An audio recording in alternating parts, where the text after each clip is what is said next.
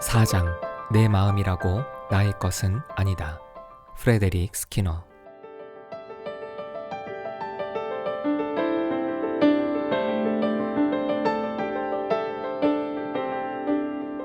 야단도 칭찬도 소용이 없다.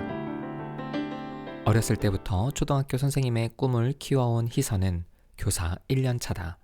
중고등학교 시절에도 꿈을 이루기 위해 늘 열심히 공부하고 좋은 교우 관계를 유지했으며 선생님에게도 인정받는 모범생 중에 모범생이었다. 대학을 졸업하고 곧바로 임용시험에 합격해 올해 첫 학교에 발령받았다.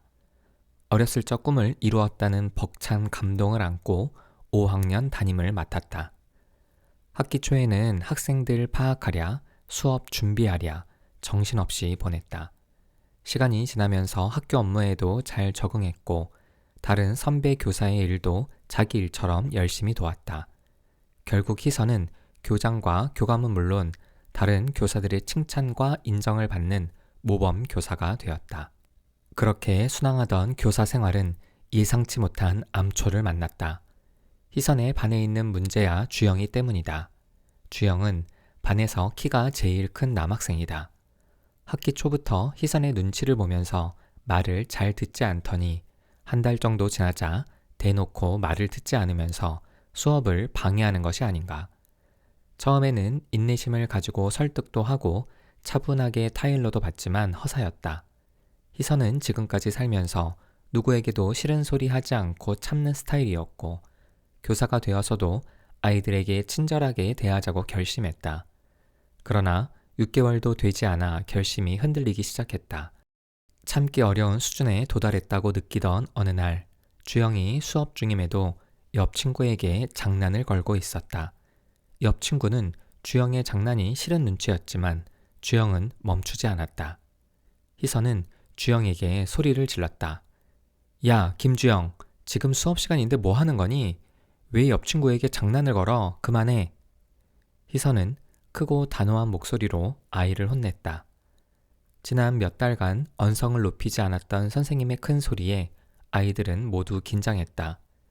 주영도 놀랐는지 장난을 멈추었다. 희선은 아이에게 불쾌함을 주고 싶지 않았는데 자신도 모르게 감정이 터져나와 당황했다. 어쨌든 주영의 행동을 멈추게 했으니 다행이라는 생각이 들어서 화난 마음을 추스르고 수업을 마쳤다. 그 다음 날 희선은 어제 일을 떠올리면서 오늘은 주영이 장난을 치지 않겠거니 생각하며 출근했다. 그런데 주영이 1교시부터 장난을 치는 것이 아닌가. 희선은 화가 났지만 마음을 다잡고 주영에게 수차례 경고를 했고 또 야단을 쳤다. 야단을 치면 멈출 거라는 희선의 예상과 달리 시간이 지날수록 주영은 전보다 더 심하게 장난을 치고 급기야 흥얼흥얼 콧노래까지 부르기 시작했다. 아이러니하게도 희선이 혼낼수록 주영의 문제 행동은 더 많아졌다. 누군가에게 혼이 나거나 지적받는 것이 싫어서 늘 모범생으로 살았던 희선은 이해가 되지 않았다. 희선은 주영 때문에 마음이 힘들었다. 수업이 모두 끝나고 연구실로 들어오는 희선을 보고 교직 생활 20년 차인 선배 교사가 무슨 고민이 있느냐고 물었다. 희선은 자존심이 상했지만 주영의 이야기를 솔직하게 털어놓았다. 선배 교사는 이야기를 듣더니 이렇게 조언을 해주었다. 아이가 잘못했을 때 혼내기만 하지 말고 수업에 집중하거나 잘했을 때 칭찬해줘봐. 희선은 자신이 중요한 것을 놓치고 있었다는 생각에 뒤통수를 맞은 느낌이었다. 아이를 혼내기만 해서는 안 된다는 조언을 마음에 새겼다. 당근과 채찍이란 말이 떠올랐다. 자신이 그동안 채찍만 줬으니 주영 입장에서도 억울하겠다 싶어서 칭찬도 해 주어야겠다고 결심했다. 그러고 보면 자신도 학창시절에 선생님에게 칭찬받을 때 힘이 나고 더 잘하고 싶었던 기억이 났다. 희선은 칭찬할 주영의 행동을 결정하기 위해 세심히 살펴보기로 했다. 칭찬의 관점에서 살펴보니 주영은 친구와 장난치고 떠들면서 수업을 방해하는 행동을 하긴 했지만 수업에 집중하는 모습도 꽤 자주 보였다. 희선은 아차 싶었다.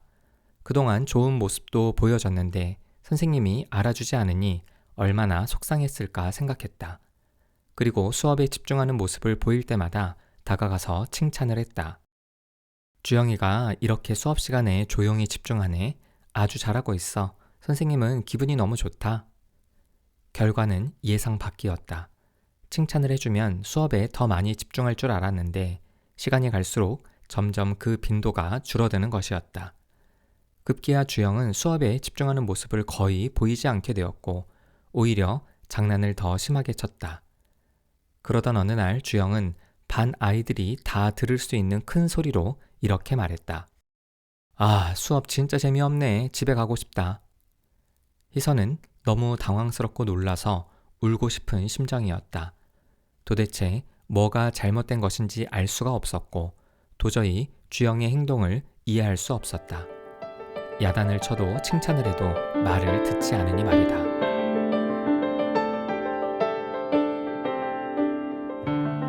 마음을 알고 있다는 착각. 교사나 부모, 조직의 리더처럼 여러 사람을 통제하고 관리하는 입장이라면 희선의 상황에 공감할 것이다. 소위 바람직한 행동은 더 많이 하도록 만들고 바람직하지 않은 행동은 줄이도록 해야 하는 상황에서 자신의 뜻대로 되지 않는 경우가 많다. 관리해야 할 대상이 기계라면 오작동의 원인을 찾아 수리하면 된다. 동물이라면 당근과 채찍을 사용해 반복 훈련을 시키면 상당한 정도로 행동을 통제할 수 있다. 그러나 사람은 기계나 동물과 비교할 수 없을 정도로 복잡한 측면이 있다. 이 때문에 어떤 이들은 사람의 마음을 연구하는 심리학이 과학이 아닌 철학에 가깝고 인문학이라고 생각한다. 과학이라고 하려면 인과관계가 분명해야 하는데 사람의 마음과 행동은 그렇지 않은 경우가 많은 것처럼 보이기 때문이다. 하지만 심리학자들의 주장은 다르다. 연구 대상이 복잡하다고 해서 인과관계가 명쾌하지 않다고 해서 비과학이라고 단정 지을 수는 없다고 한다. 심리학자들은 어떤 학문이 과학이냐, 비과학이냐를 구분하는 것은 학문의 내용이나 대상이 아니라 연구 방법과 절차에 달려 있다고 한다. 즉, 가설을 세우고 수집한 자료에 근거하여 결론을 내린다면 과학이라고 할 수 있다는 것이다.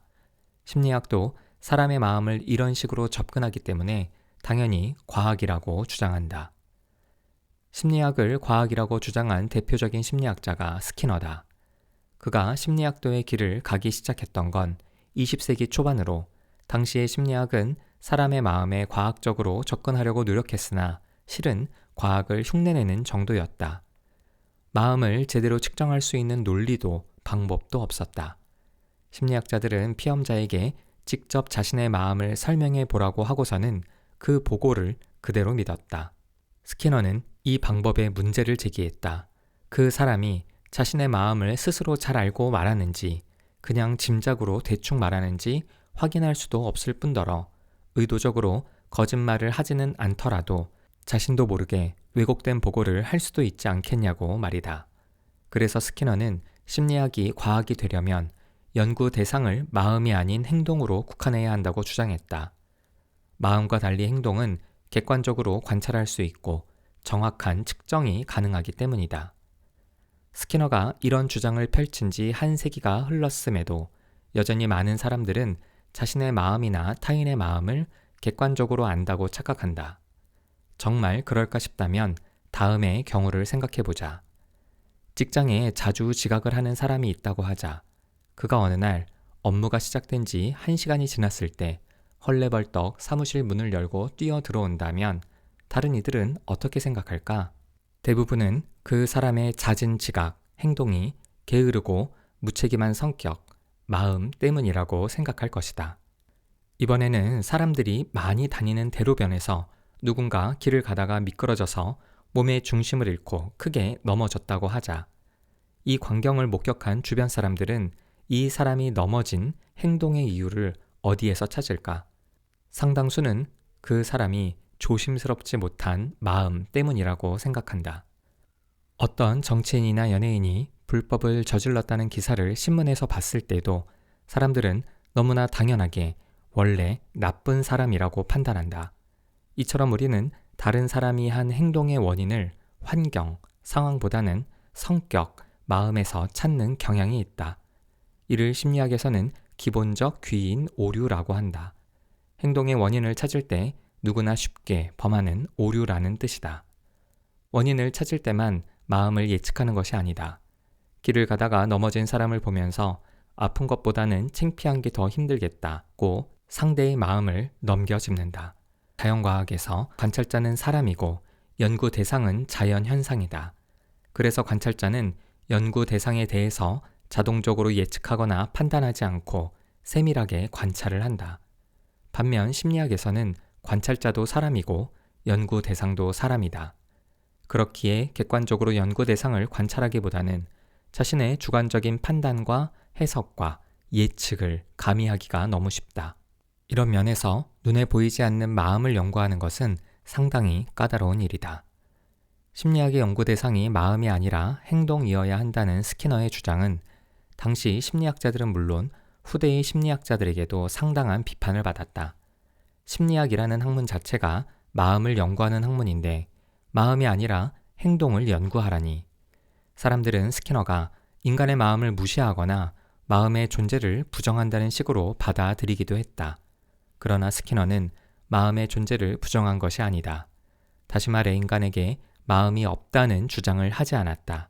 다만 그 당시의 기술로는 마음을 객관적으로 연구할 수가 없었기에 마음이 아닌 행동에 초점을 두자는 것이었다.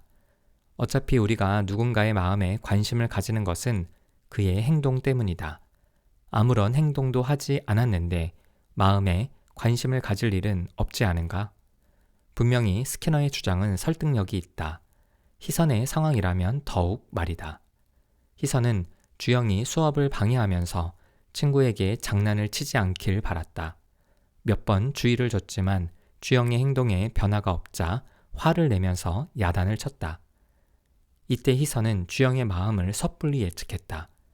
본인이 그랬듯이 주영도 선생님에게 혼나는 것이 싫을 테니 혼이 나면 장난치는 행동을 줄일 것이라고 말이다. 하지만 이것은 어디까지나 희선의 경험에 근거한 예측이었고 결국 착각이었다. 주영의 문제 행동은 오히려 더 많아졌다. 당황한 희선이 선배 교사의 조언대로 수업에 집중하는 주영의 바람직한 행동을 칭찬한 것도 비슷한 실수였다. 자신의 경험을 되살려 주영도 선생님에게 칭찬받고 싶은 마음일 테니 집중할 때 칭찬하면 또 칭찬을 받고 싶어서 더 집중할 거라고 착각한 것이다. 만약 희선이 선배 교사가 아니라 스키너에게 찾아가서 자신이 처한 상황에 대해 조언을 구했으면 아마 이런 답변을 듣지 않았을까? 주영 학생의 마음을 예측하지 말고 희선 씨가 혼냈을 때나 칭찬했을 때 주영의 행동을 관찰하세요. 중요한 것은 희선 씨의 경험이나 의도가 아닙니다. 본인이 혼내거나 칭찬을 했을 때 어떤 의도였는지도 중요하지 않습니다. 또한 주영의 의도와 마음도 알 바가 아닙니다. 결과적으로 주영의 행동 빈도가 감소했는지 증가했는지 이것만 관찰하면 됩니다.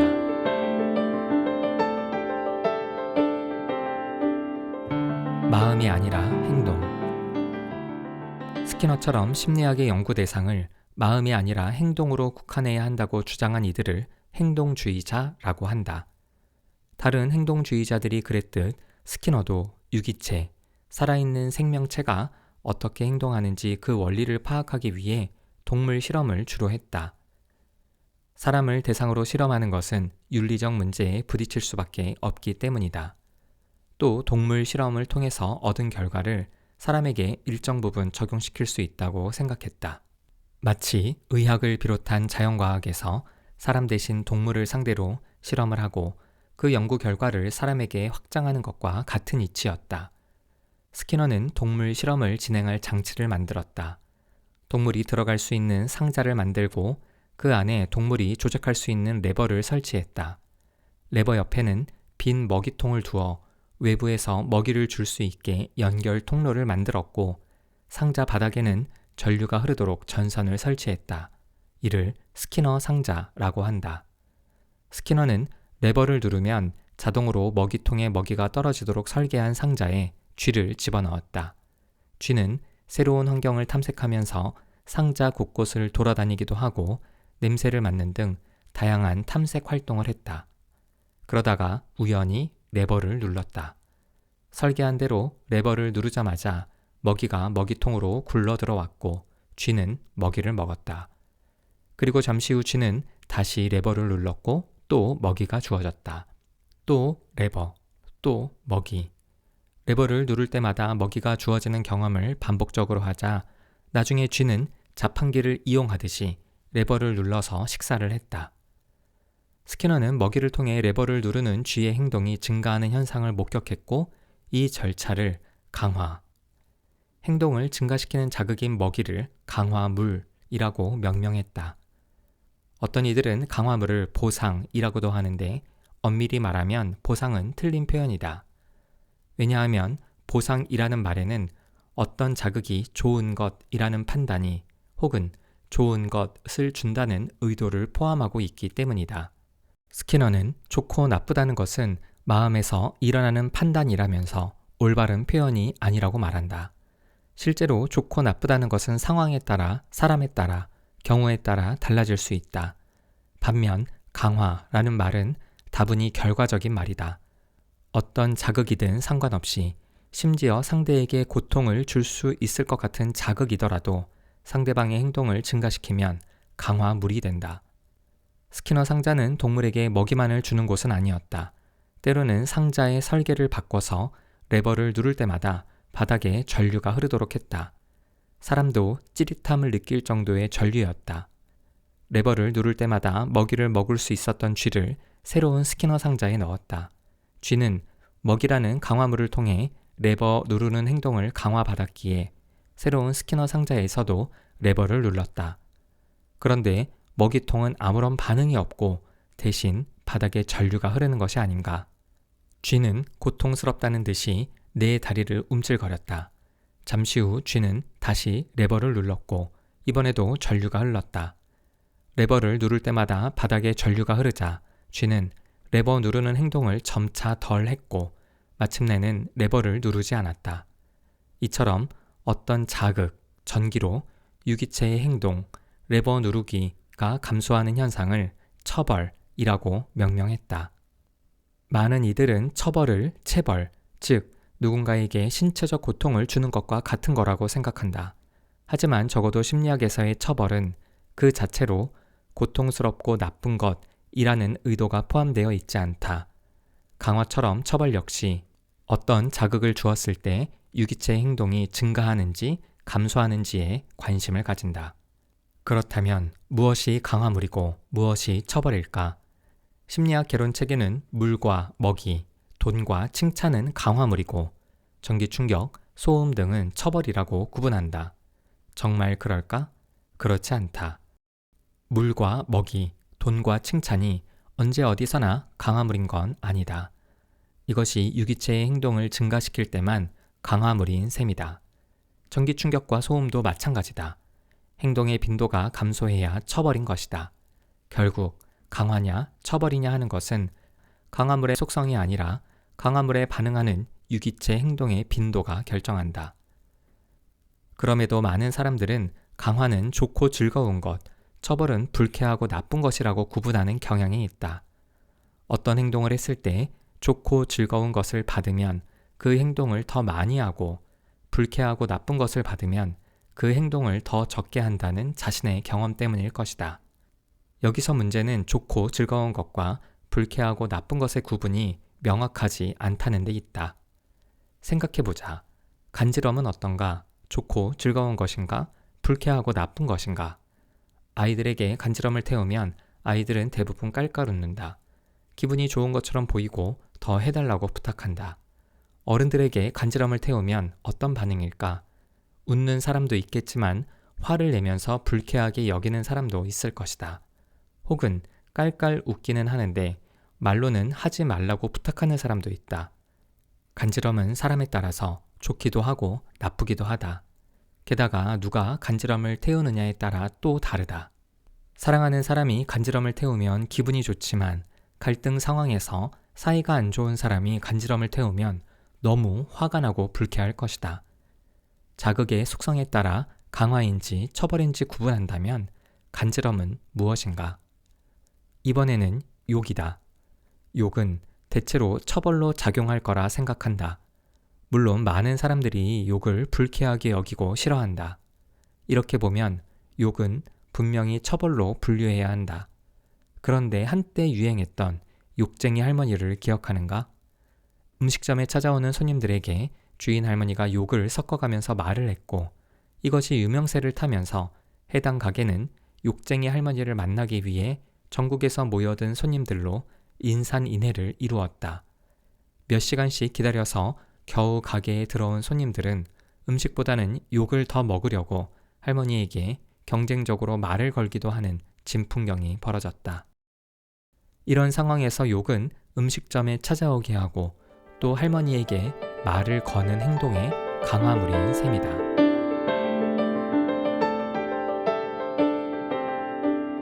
생각을 내려놓고 관찰하기. 자극의 속성, 제공자의 의도, 자극을 받는 유기체의 마음이나 판단에 따라 강화물과 처벌을 구분하지 않고 유기체의 행동의 빈도에 따라 구분하는 것은 획기적이다. 이런 관점에서 보면 교사나 부모, 조직의 리더가 사람을 통제하고 관리하는데 실패하는 이유를 분명히 알 수 있다. 희선을 힘들게 했던 주영의 행동을 생각해보자.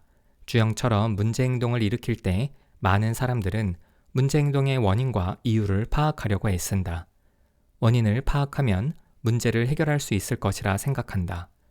그러나 행동의 원인을 정확히 파악하는 것은 불가능하고 혹시나 파악한다 해도 해결이 어려운 경우가 많다. 만약 희선이 문제 행동의 원인을 알기 위해서 주영과 면담을 했다고 가정하자.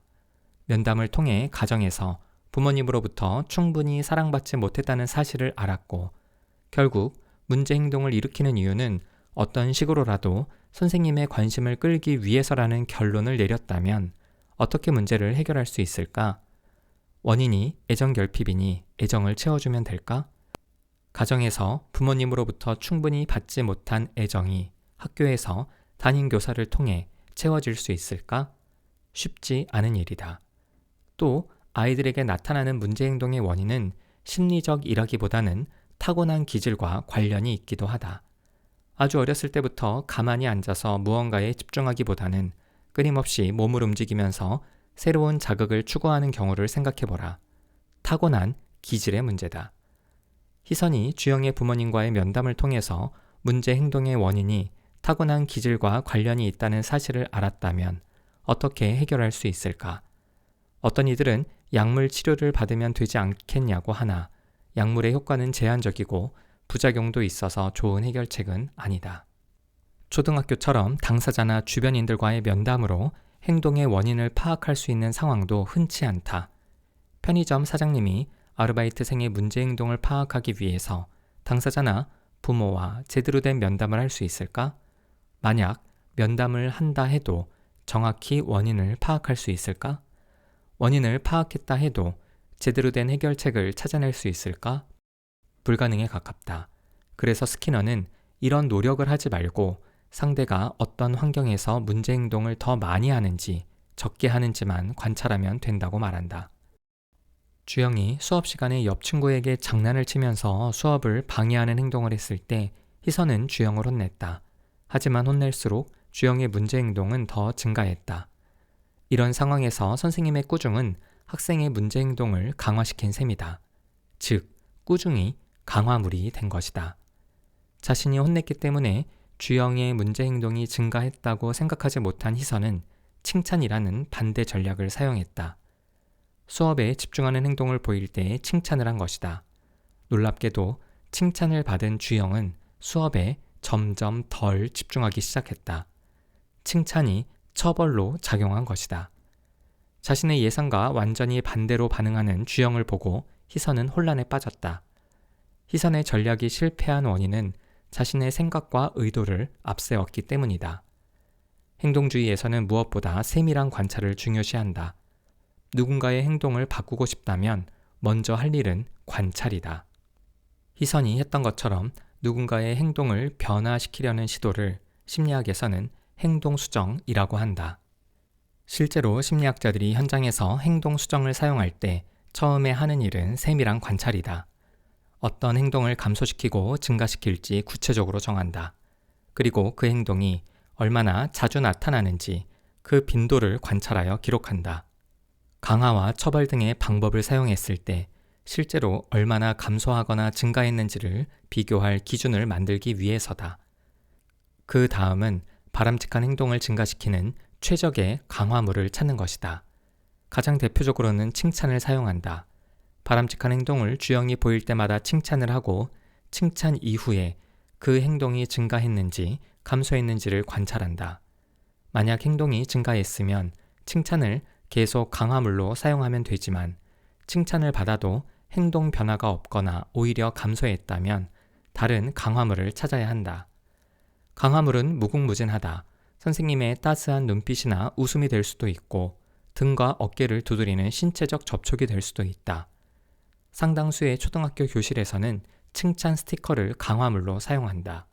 그것이 무엇이든 결과적으로 행동이 증가해야 한다.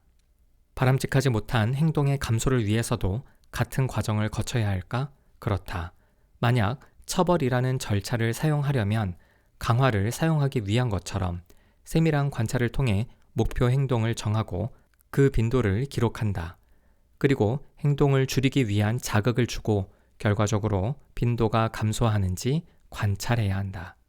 처벌을 하기 위해서는 행동을 멈출 만한 자극을 주어야 하는데 주영의 사례처럼 칭찬도 처벌이 될 수 있지만 대부분의 경우는 신체적으로나 정신적으로 고통을 주는 자극이 처벌로 작용한다. 그러나 유기체에게 고통을 주면서 어떤 행동을 없애려고 하는 것은 득보다 실이 크다. 그 고통을 느끼는 정도가 개인마다 모두 다르기 때문에 처벌을 주는 입장에서는 고통의 강도가 적다고 느끼더라도 받는 입장에서는 굉장히 크게 느껴 심리적 트라우마가 발생할 수도 있다. 빈대 잡자고 초가삼간 태운다는 속담처럼 말이다. 또 문제 행동을 당장은 줄일 수 있으나 처벌이 사라지면 문제 행동이 다시 나타나는 경우도 많다. 이 때문에 심리학자들은 가급적 처벌을 사용하지 않으려고 한다. 그래서 문제 행동의 빈도를 줄이기 위해 심리학자들은 처벌보다는 소거를 사용한다. 소거란 어떤 행동이 사라지는 과정을 말한다. 처벌과 다른 점이 있다면 처벌은 어떤 자극을 제시하여 행동의 빈도를 낮추는 것이라면 소거는 아무런 자극도 제시하지 않는다는 것이다. 아무런 자극도 제시하지 않는데 행동이 사라지는 이유는 무엇일까? 기본적으로 유기체는 자극을 추구하는 경향이 있다. 자신에게 유익하거나 기분을 좋게 하는 자극을 제일 좋아하는데 만약 이런 자극을 얻을 수 없다면 고통스러운 것이더라도 자극이 있는 것을 더 선호한다. 아무런 자극이 없는 상태보다는 말이다.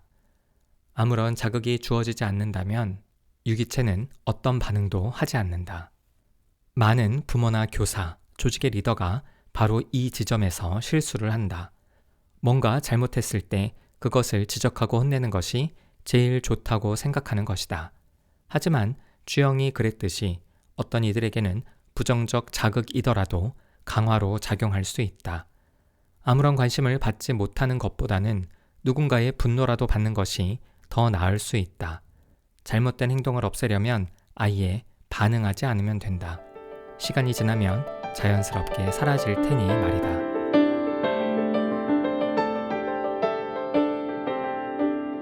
마음에는 자유의지가 없다. 강화와 처벌, 소거라는 행동 수정의 기본 원리는 우리의 삶 도처에 깔려 있다.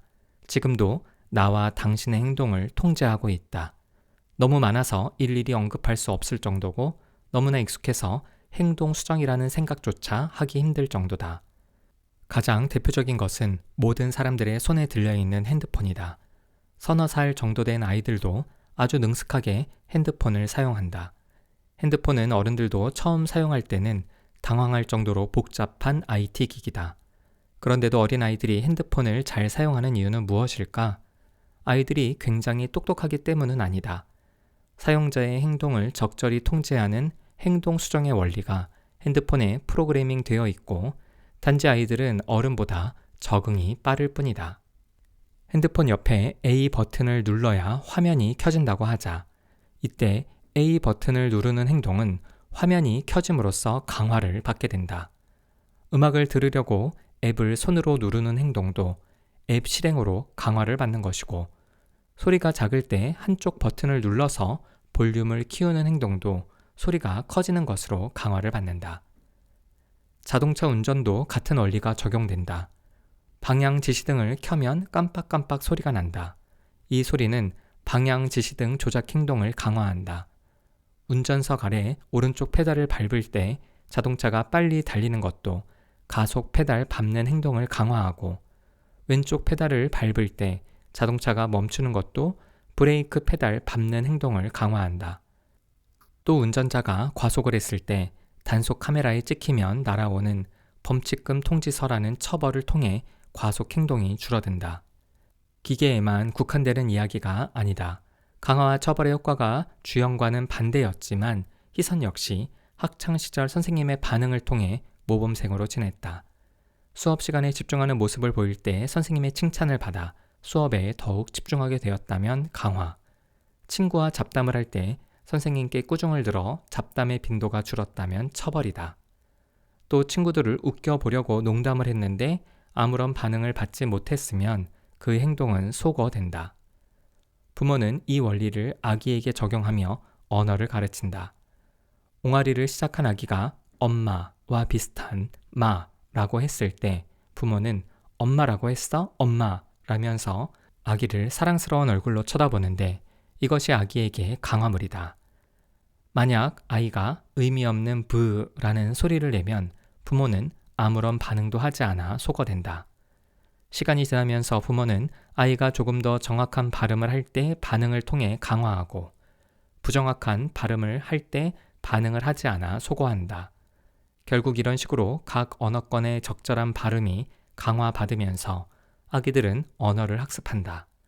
유치원이나 초등학교에서 친구가 하는 나쁜 말을 듣고 따라할 때 친구들이 재미있다고 반응해주면 강화되지만, 집에 와서 부모님 앞에서 나쁜 말을 해서 혼나면 처벌을 받는다.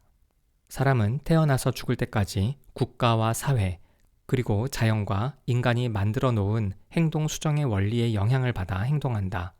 그렇다면 과연 환경과 무관하게 우리의 자유의지를 따르는 행동이 있을까? 스키너는 자신의 저서 자유와 존엄을 넘어서에서 이 문제를 다루고 있다. 스키너는 인간이 자유의지로 했다고 말하는 행동을 잘 살펴보면 혐오스러운 결과를 피하거나 긍정적 결과를 얻기 위한 행동일 뿐이라고 주장한다. 자유의지처럼 보이는 행동들도 환경의 산물이라는 셈이다. 그렇다면 자유의지는 없다는 말일까? 스키너는 단호히 그렇다고 말한다. 자유에 대한 믿음이 허구라고 한다. 그렇다면 인간은 환경의 지배를 받는 무력한 존재라는 말인가? 스키너는 그렇지 않다고 한다. 스키너는 환경을 통제하고 설계하는 것이 인간이라고 말한다. 자유의지가 없다고 말하면서 대신 환경을 통제할 수 있다는 스키너의 이야기를 이해하려면 그가 살았던 시대를 알아야 한다. 스키너는 20세기의 사람이었다. 2번의 전쟁과 냉전의 시대, 핵전쟁의 위협을 겪었다. 그는 이런 재앙의 원인은 인류가 자유의지라는 허구를 믿고 살아왔기 때문이라고 생각했다.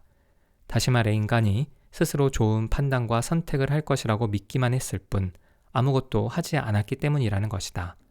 그래서 앞으로 인류가 인간의 자유와 존엄에 대한 환상을 포기하지 않으면 더 큰 재앙을 경험할 수 있다고 경고한다. 그는 막연하고 모호한 태도로 자유의지만 믿지 말고 보다 나은 세상을 만들기 위해서 환경을 통제하자고 말한다. 인간의 행동을 통제하는 것이 환경이고 환경은 인간이 설계할 수 있으니 스키너가 궁극적으로 주장하는 것은 인간의 무력함이 아니라 새로운 가능성인 셈이다. 인간의 자유의지를 부정했다는 것을 단편적으로만 이해하면 화가 나거나 기가 막히겠으나 다른 면으로 생각하면 상당히 좋은 이야기임을 알게 된다. 사람은 누구나 다양한 실수와 잘못을 한다. 이를 막기 위해서 부모는 자녀에게, 교사는 학생에게, 선임은 후임에게 교육한다. 그리고 어느 정도 교육이 끝나면 스스로 노력해서 옳은 일을 할 수 있다고 믿는다. 이 같은 자유의지에 대한 신뢰는 옳은 일을 하지 못했을 때 비난을 퍼붓는 구실로 작용한다. 자유의지를 주장하면 인간이 뭔가 괜찮은 존재가 된 것처럼 기분은 좋겠지만 그 행동에 대한 굴레를 짊어지는 셈이다. 반면 자유의지에 대한 신뢰를 내려놓고 인간이 환경에 영향을 받는 존재라고 인정하면 실수와 잘못을 했을 때 그 사람을 비난하기보다는 환경에서 원인을 찾아 수정하려고 할 것이다. 자유의지가 없다고 생각하면 당장 기분은 나쁠지 몰라도 자신의 행동에 대해 억울한 비난과 오해는 받지 않을 수 있다. 게다가 환경의 변화를 통해 더 나은 행동을 할 수도 있다. 물론 실제 우리 인간은 완벽하게 자유의지가 있지 않고 완벽하게 환경의 통제를 받는 것도 아닐 것이다. 그러나 얼마나 많은 사람들이 자유의지에 대한 한없는 신뢰와 기대 때문에 인간을 비판하고 정죄하는지 생각해 본다면 스키너의 주장이 왜 윤리적이고 현실적인지 알 수 있다.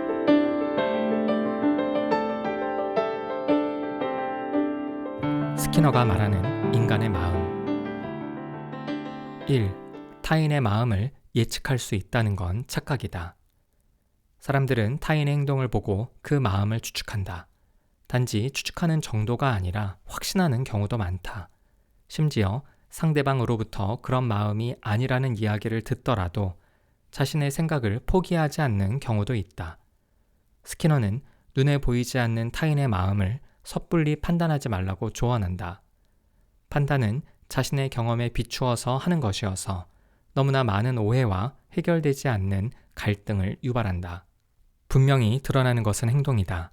그 행동에 의미를 부여하고 그 이면의 마음을 섣불리 판단하기 전에 행동을 세밀히 관찰해야 한다. 이는 과학자의 자세이기도 하다. 모든 과학자들은 연구 대상을 관찰한다. 관찰을 통해 자료를 수집하고 가설을 세워 실험을 한다. 만약 자신의 가설과 관찰 가능한 자료가 상충된다면 가설을 기꺼이 포기한다. 우리도 일상에서 섣부른 판단보다는 세밀한 관찰을 중요시한다면 생각보다 많은 오해와 갈등에서 벗어날 수 있다. 2. 마음에는 자유의지가 없다. 상대방이 비도덕적이고 비윤리적인 행동을 했을 때, 법과 규칙을 어겼을 때, 자신의 기대를 저버렸을 때 사람들은 비난을 한다. 자신의 자유의지를 사용해 더 나은 행동을 할 수 있고 법과 규칙을 지킬 수 있으며 기대에 부응할 수 있음에도 그렇게 하지 않았다고 생각하기 때문이다. 모든 것을 다분히 의도적이고 계획적이라고 하면서 자신의 비난을 정당화한다. 하지만 사람은 과거의 경험을 통해서 학습한 행동을 반복하는 경향이 있고 또 환경의 영향을 크게 받는다. 과거의 경험이나 환경의 영향과 무관하게 매 순간 스스로 판단하고 행동하는 사람이 얼마나 될까? 그래서 스키너는 자유의지를 허상이라고 말한 것이다. 누군가 잘못했다면 비난보다는 그 이유를 찾아보자. 비난은 손쉬우나 어떤 것도 해결해 주지 못한다. 3. 마음이 아닌 환경을 바꿔보자. 변화를 위해 필요한 것은 무엇일까? 확실한 계획과 단호한 결단력이 아니다. 우리의 뇌는 상상과 현실을 혼동한다. 좋은 일은 상상만 해도 실제로 기분이 좋아지고 힘들었던 일은 생각만 해도 몸이 긴장을 한다. 변화를 위해 계획을 세우고 굳게 결심을 하면 마치 이미 변화한 것처럼 뇌는 착각에 빠진다. 그러나 실제 변화로는 이어지지 않는다. 만약 중요한 시험을 앞둔 수험생이 계획을 짜고 계획대로 열심히 공부하기 위해 비싼 돈을 내고 독서실에 다닌다고 하자. 계획대로 집중해서 공부하게 되면 정말 좋겠으나 생각보다 많은 이들은 계획대로 못하고 졸음과의 사투를 벌이면서 시간을 보낸다. 그리고는 자책한다. 다시 결심한다. 또 자책한다. 결심과 자책의 무한 반복이다. 스키너는 실제 행동의 변화를 원한다면 마음이 아닌 환경을 바꾸어 보라고 말한다. 공부에 집중하려면 자신이 집중할 수 있는 환경을 찾아야 한다. 어떤 사람들은 조용한 독서실보다는 어느 정도 소음이 있는 카페에서 더 집중이 잘 된다. 또 계획을 세우고 실천에 성공하면 강화물을, 성공하지 못하면 처벌을 스스로에게 제공하자. 아니면 믿을 만한 사람에게 자신의 거금을 맡기고 약속한 시간까지 계획대로 공부를 하면 돈을 돌려달라고 하는 것도 한 가지 방법이다. 어떤 방법이든지 좋다. 마음을 바꾸려고 하지 말고 환경을 바꿔보자. 작심은 3일만 지속되지만 환경은 그보다 더 오래 지속된다.